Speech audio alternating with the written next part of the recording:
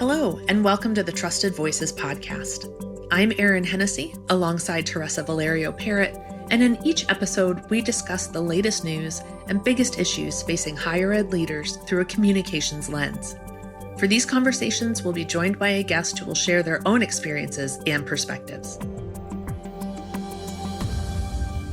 I can't believe, Teresa Valerio, Parrot, that this is the end of the second season of Trusted Voices, and that people other than my mother and your mother continue to listen to us. Yes.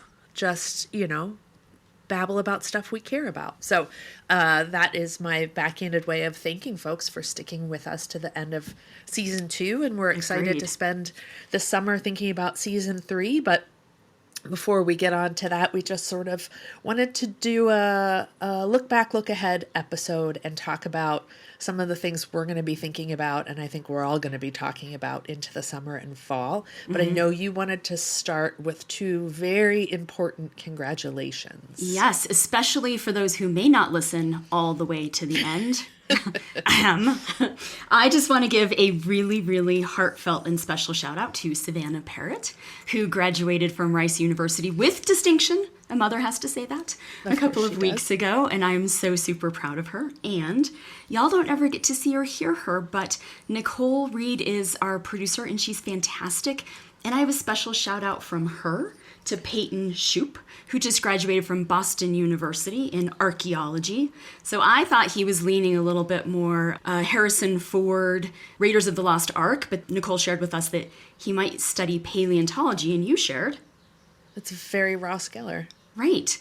So we'll see where he goes. But congratulations to Savannah and to Peyton. We wish you employment and successful careers, and know that you have a whole team of people who are proud of you. Yes, that's a wonderful way to kick things off. I advised 4 capstone students in the Georgetown PR and Corporate Communications Master's Program this semester, and all 4 of them absolutely presented client-worthy communications plans, and all of them graduated awesome. a week and a half ago, 2 weeks ago by the time folks are hearing this. So Hoya Saxa, very proud of all of them and excited to hear what they do next.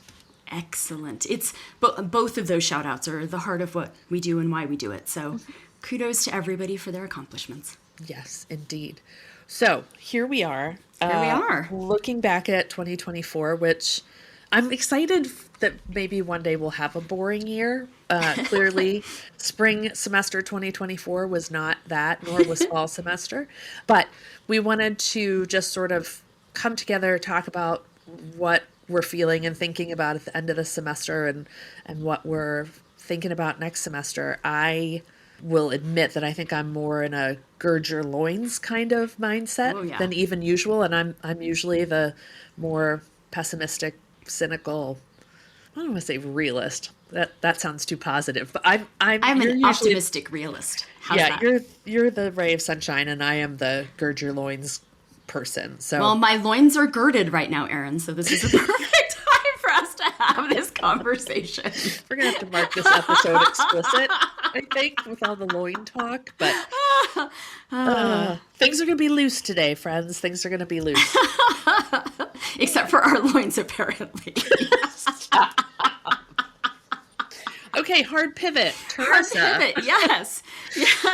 I almost think we start with your topics because I think they're top of mind for people, and mine are a little bit more planning-ish. Yeah. The topic that is sort of top of mind for a variety of reasons this week as we record, which is the very end of May, is institutional neutrality. In the last 2 or 3 days, Harvard has made an announcement from one of their working groups that they appointed in the wake of some of the events on their campus that they will be pursuing a policy of institutional neutrality.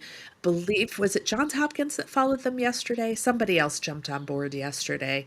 And so I think institutional neutrality is going to be a topic that we're going to be discussing and debating for the next couple of months. I have included in the show notes both some news coverage from the Crimson, but also an opinion piece from the Chronicle that is very I think, anti-institutional neutrality, and then a one-pager from the Foundation for Individual Rights and Expression, which is very pro-institutional neutrality. My concern is that we don't live in a frictionless universe. If we Right. did, I'd be gung-ho on institutional neutrality. My concern is that people think this is the silver bullet and that this is going to protect them, get them out of trouble. It's going to be something they're going to be able to point to pivot out of all kinds of crises and crises in waiting. And I just don't think there is any policy that we could put in place that is going to be able to do that. But because the sort of famous saying is that when Harvard sneezes, higher education catches a cold. And I think a lot of people are going to follow Harvard down this path, and really they're following University of Chicago from a number of years ago down this path. And I just don't think it's going to be that easy. But I think there are going to be a lot of people who are convinced this is the answer, this is the key. And I just worry that going into the fall and going into the presidential election, we're setting ourselves up for failure if we put all of our eggs in the institutional neutrality basket. I agree with you. And I feel like there is often this pendulum swing where we see vulnerabilities and we see crises and potentially we see some downfalls of institutions or people. And the pendulum swings significantly. And what feels like the easiest way to do that, and is often, I think, a Band-Aid, is let's come up with a policy. And let's just go ahead and implement that policy, and that will solve whatever the bigger it is. And the it's that we're trying to solve are the relationships with people. We're trying to solve culture issues. We're trying to solve issues that are bigger than our campuses and are bigger than any of us as individuals. And a policy can't erase the past, and it can't create this unrealistic future. That's not the point of policy. And right. I agree with you. I also think there are a number of institutions that have had institutional neutrality policies, and they used them over the past year, and it would make sense for people to see how they did, because a number of them had serious dings as well from their faculty and their staff and their students saying, this still impacts us, and therefore you have a responsibility to be talking about our reality. And you can do that in a number of different ways, but I worry that just an institutional neutrality policy specific to statements, or however you want to define that, is going to be used not just as a silver bullet, but I would almost say as a crutch in other situations that we really have responsibilities to be leaders on. Yeah, and I think that's the key to it. You know, we talk all the time about communications is not leadership. Right. And policy isn't leadership either. Right. I also think, you know, we saw this during the Trump administration around travel bans and things like that very directly tied to mission of our institutions. But to your point, the conflict between Israel and Hamas and the humanitarian crisis in Gaza, as well as the war between Russia and Ukraine, as well as any number of things, are germane to what our institutions do. We are asking students to come to us to learn about the history, the culture, the future of the society in which they live.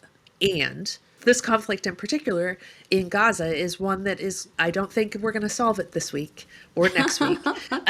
Through a statement or not a statement. Exactly. Right. And I just think it's really hard to say this issue isn't germane to mission when what we are saying is we are in the business of educating citizens of our society and of the world. Right. And we're going to say, but not here, but not this, but not.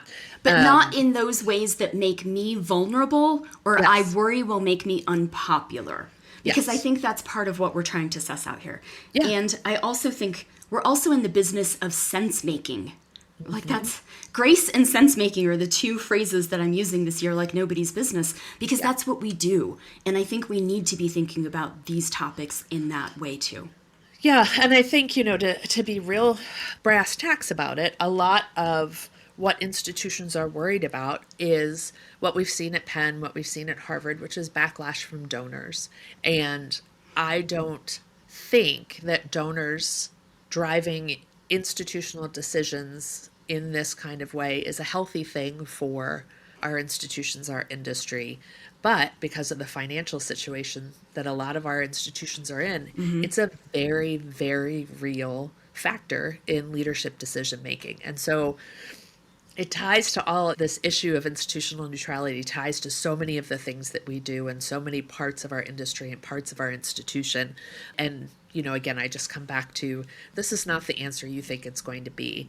And I imagine this fall is when we are going to discover the ways in which these policies don't serve us, and indeed, in many cases, probably will end up hamstringing us in areas we can't yet foresee. Right. And I would also say that as an industry, we aren't neutral. That's part of what higher education does. It provides resources and experiences and through an education and through that credential, a leg up. We aren't a neutral industry. And for us to pretend that we are actually is a fallacy. And to your point, there is always the part of a policy that is what you intend, and then there are the gray spaces, there are the loopholes, and there is what you didn't intend. And we are going to see some of these policies put through the ringer this summer, this fall, especially this election year, etc. The only space where I haven't seen, and even these leaders still receive some pushback, but they had something to tie that to, is that public institution leaders in Iowa, based on, I'm not sure if it was legislation, but I know it's either guidelines or law or policy, right, above them, are not allowed to speak publicly on politically based issues. And so I think opens a different can of worms about freedom of speech within academia based on the governing bodies within our states, right? Are they allowing campus leaders to speak on what they care about and what they're passionate about? So that's a whole different conversation.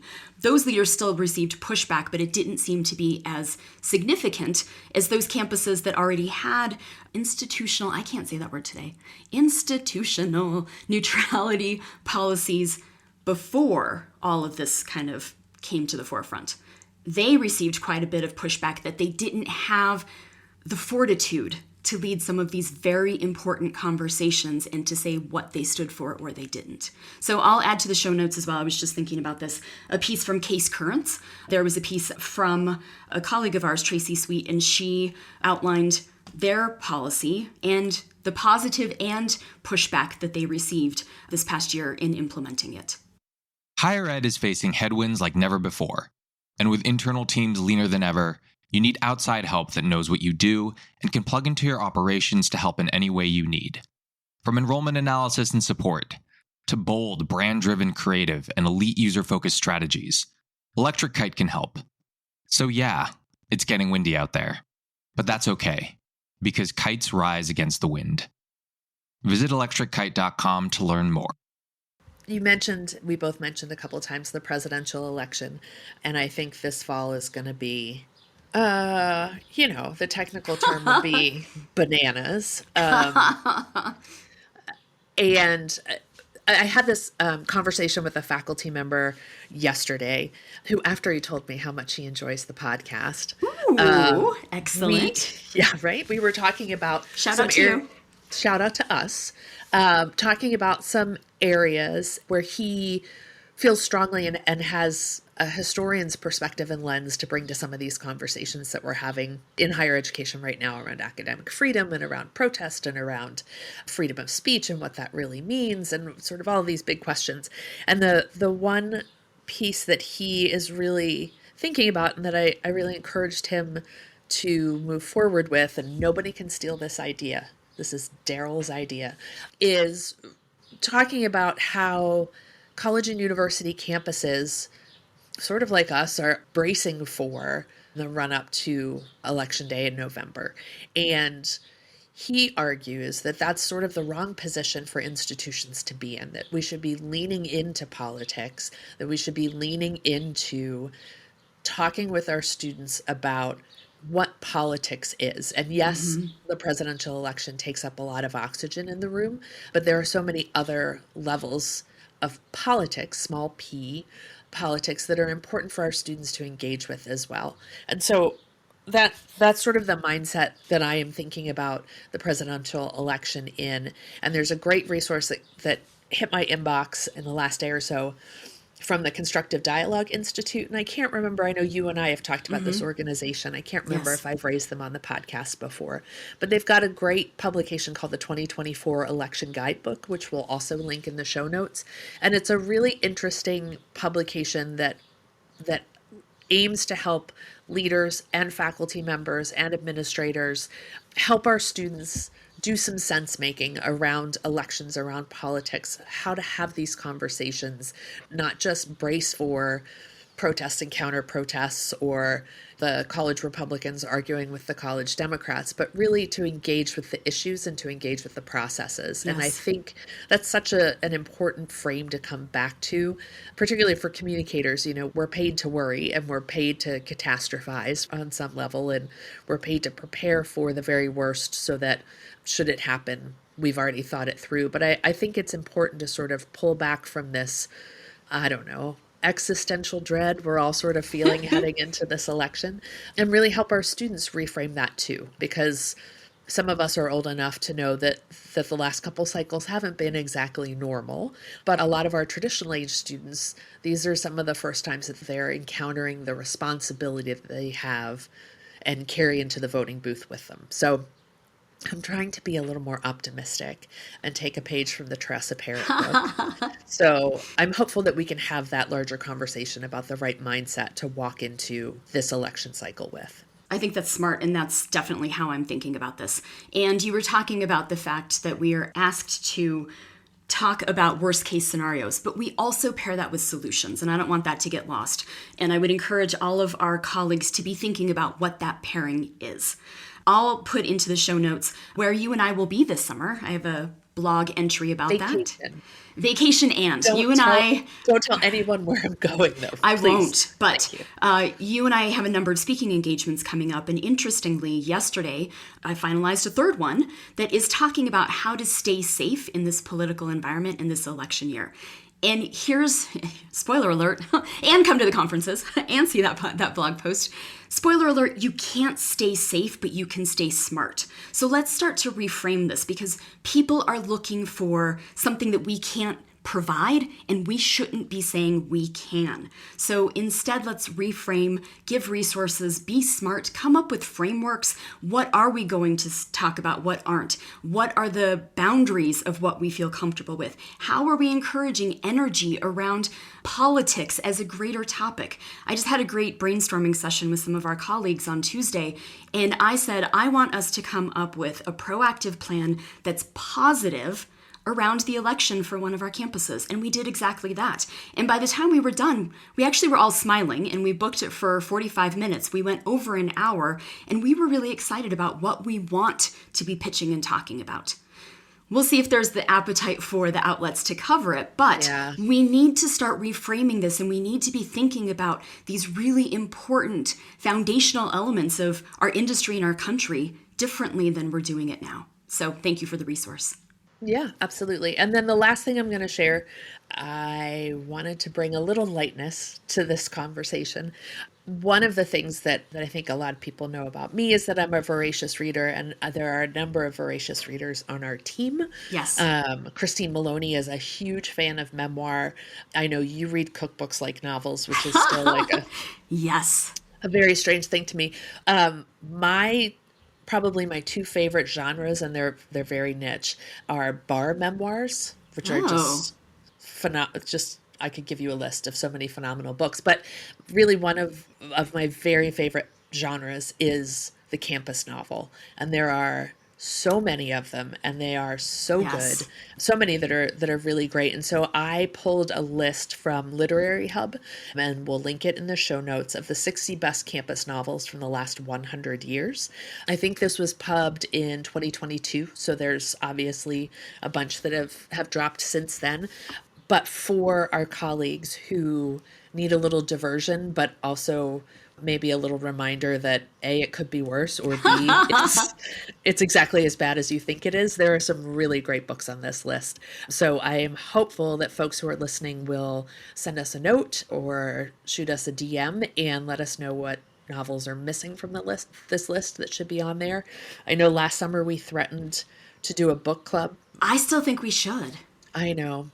I just think we'd have a hard time narrowing down which book we wanted to do. But this might be a place to start to do some fiction in addition to some work-related reading. So I wish everybody a happy summer and happy reading with these 60 novels.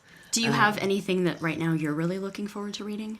From this list, I'm really looking forward to rereading a novel called Stoner, which is written by a guy named John Williams. And it is, I think it was published in the 50s, maybe. It's sort of that sleeper campus novel that most people haven't read. But when you say Stoner by John Williams, the people who have read it, it's like this little secret society. You can see over my shoulder the pile of books. That entire bookcase is my to-be-read pile. And then there are more. Also, hidden throughout this house. So I've got a lot of reading ahead of me. That's fantastic. Yeah. I have 2 books that I am looking forward to. One is called, this is not an upper book, but it is a campus book. It's called The End of College Football, and it comes out later this year. So this is a December read, but I have ordered it. And I just need to read you the description of this, the second paragraph of the description of this, because this is going to be a book. So this, The End of Football is by Nathan Kalman and Derek Silva. Mm-hmm. By illuminating the plantation dynamics that make football a particularly racialized form of exploitation, the book makes legible the forms of physical sacrifice that are required, the ultimate cost in health and well-being, and the coercion that drives players into the sport and compels them to endure such abusive conditions. Oof. Send it to me when you're done. Right? Like, I just got the chills reading that again because, come on. Football's going through it. But that is one of the books that I'm looking forward to, and I just wanted to give a shout out to that because seeing the pieces that these 2 scholars are putting out there and reading their social feeds, it's going to be fire. Can I throw, and this isn't my usual bailiwick. This isn't your usual genre? This isn't my usual genre, but I also want to flag for folks, and I've pre-ordered this one at, I think it comes out later in June, mid-June maybe. It's a book called The Price She Pays, Confronting the Hidden Mental Health Crisis in Women's Sports from the Schoolyard to the Stadium. It's written by Katie Steele and Tiffany Brown with Erin Strout, who listeners to this podcast may remember from her days writing for the Chronicle of Higher Education. She's a full-time freelancer now and just a super smart observer of sports issues. She's a runner and lives in Flagstaff. And I follow her on social. She has some really good takes. Yes, and this is a really interesting book. I'm excited to read it, that really digs into things like disordered eating, depression, anxiety, self-harm, including suicidal ideation, and really tackles some of these issues that the young women on our courts and on our fields are grappling with. So I would add that to your list. I'll send you this one when I'm done if you send me the football one when you're done. I promise. Thank you. The other read I have, and this one I have in copy behind me, it's called Thank You for Arguing. And the reason that I'm reading this one is we write a lot of op-eds, we write a lot of speeches, we do a lot of persuasive conversation pieces. And I am a big fan of making sure that it is on the side of persuasion and not coercion. And I'm a big fan of truth-telling. So any new ways that I can read about how to make an argument in a truthful, compelling, and thoughtful way, I'm in for it. So thank you for arguing. You're welcome. And if it makes sense, because we were just talking about athletics, I would love to pivot to just something that I've been thinking about this last week and reading about. And of course, you all know I had to have a manifesto that I posted as well. And that is this historic settlement to pay college athletes. So it is a proposal based on a lawsuit. It's not final yet, but the NCAA and its member institutions in Power 5 football have come forward with what they think is a fair settlement, going back and moving forward for what pay for play looks like in college athletics. And I can't not talk about that because it's the heart of my dissertation. It's the heart of what I'm thinking about, whether it's the governance side of it, which is exactly my dissertation, or it's how we got here and why.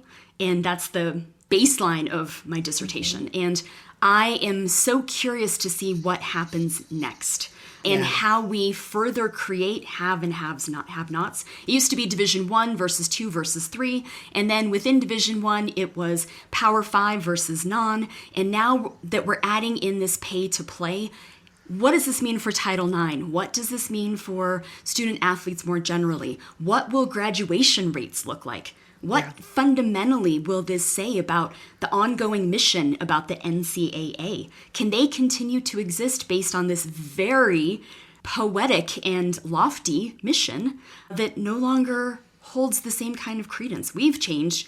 Athletics has changed. The dollars have gone up. And there's a reality here. That's my biggest question, is where are institutions going to find the money? And the cynical version of that question is, what are institutions going to stop funding in order to find the money that they're going to need to compete? Yes. And I mean, talk about unintended consequences and yeah. talk about the gray areas. I think this like levels up my technical terms from bananas to a shit show in waiting. I have no idea what this is going to look like. I don't think that it was unintended consequences. This was not paying attention to how the world changed, how it should be governed, and how we should be thinking about this. And I go back, and here are my books talking about this.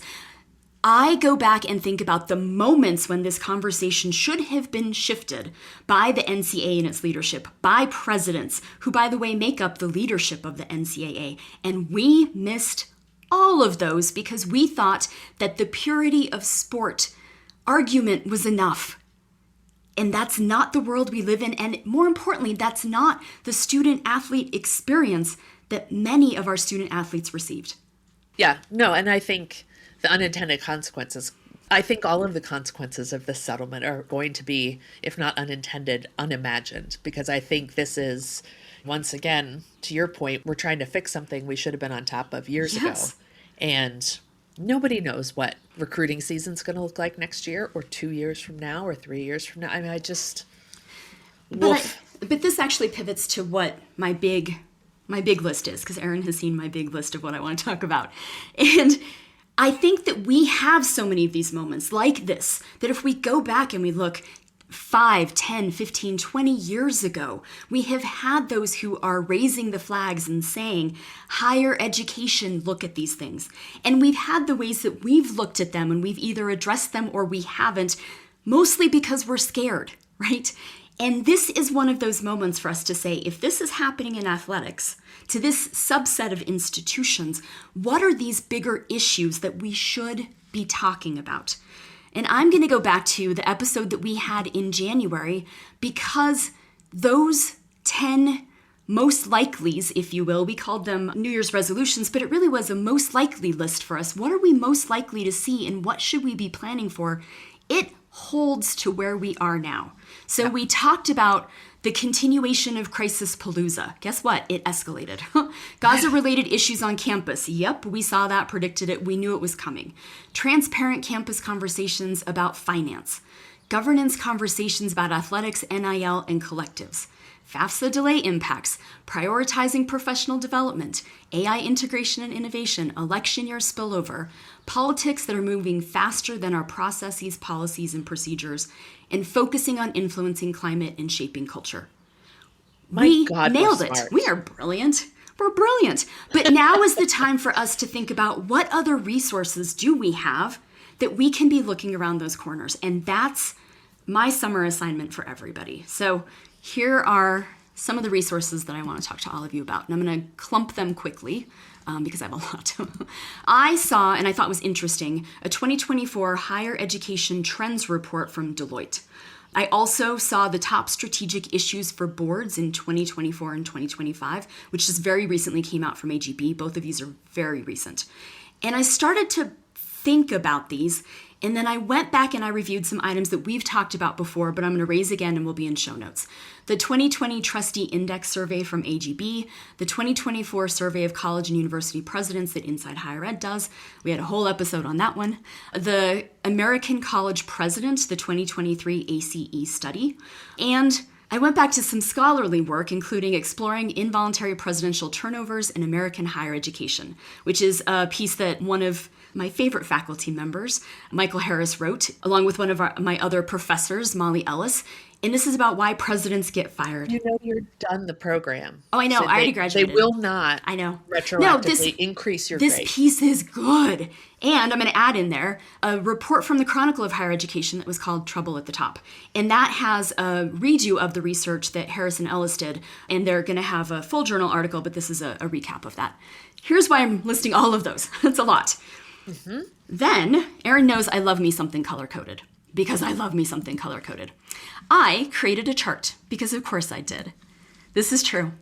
And what I went through is, what are these items listing as what should be top of mind for us, right? Or what are presidents saying are top of mind? What are boards saying are top of mind? And then juxtaposing that with where we have vulnerabilities.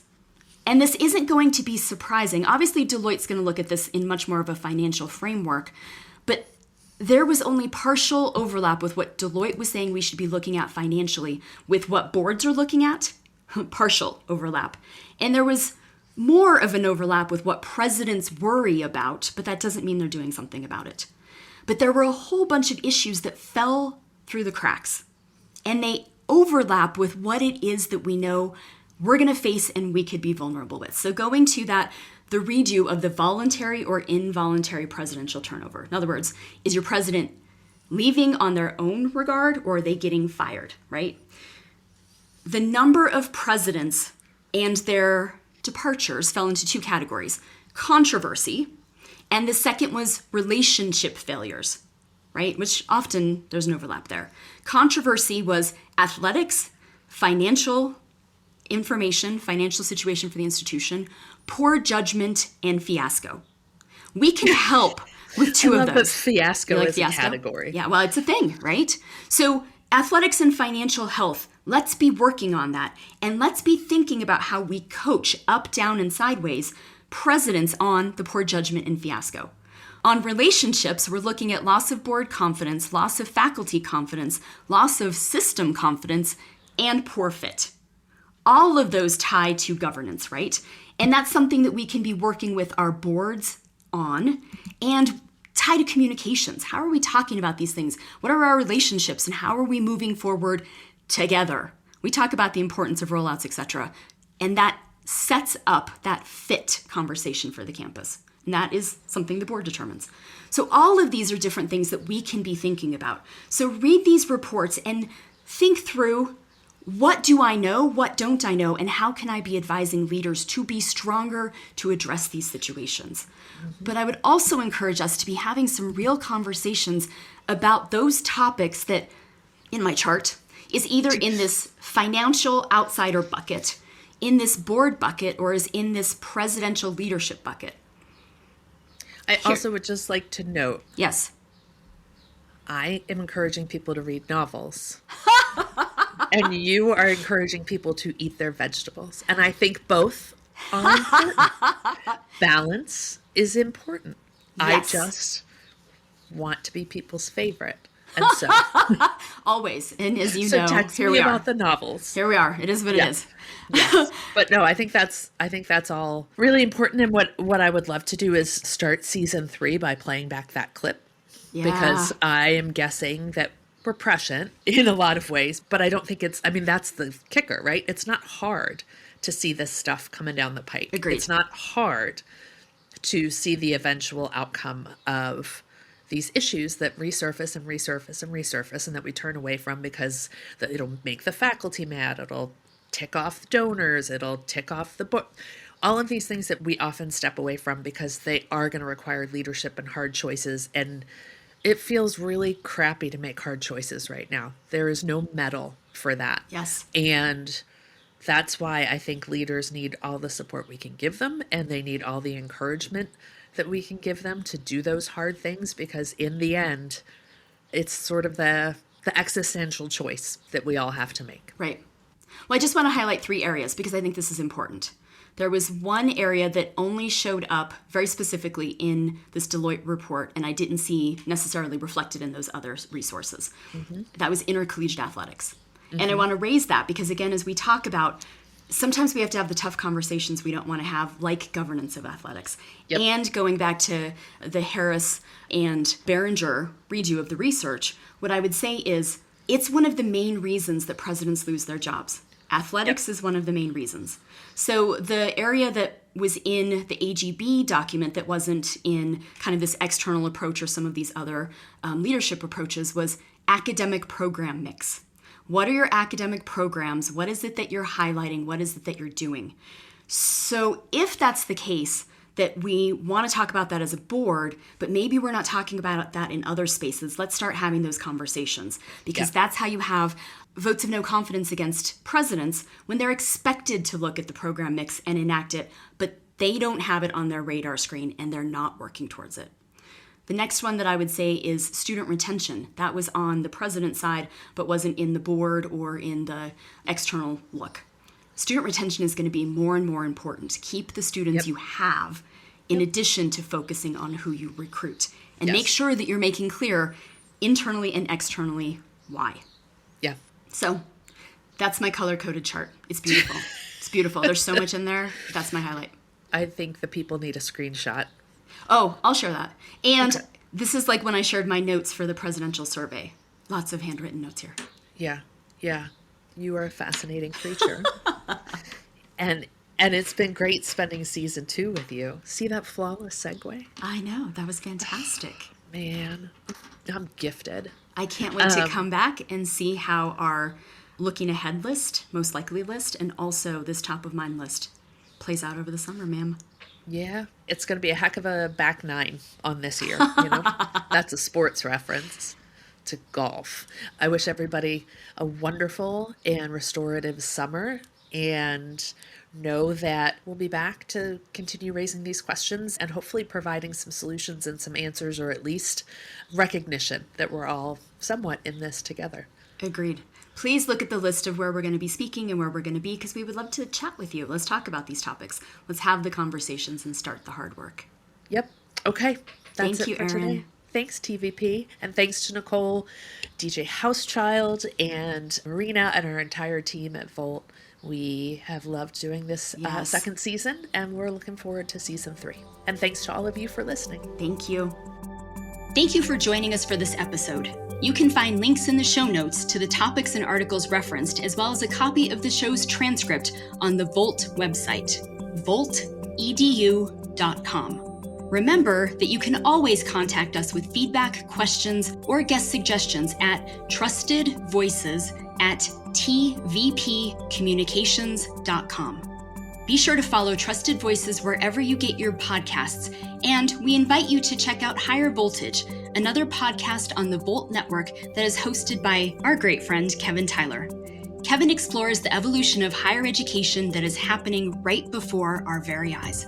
Until next time, thanks to Erin Hennessy, DJ Housechild, Aaron Stern, Nicole Reed, and the Volt team for a great episode, and thank you for listening.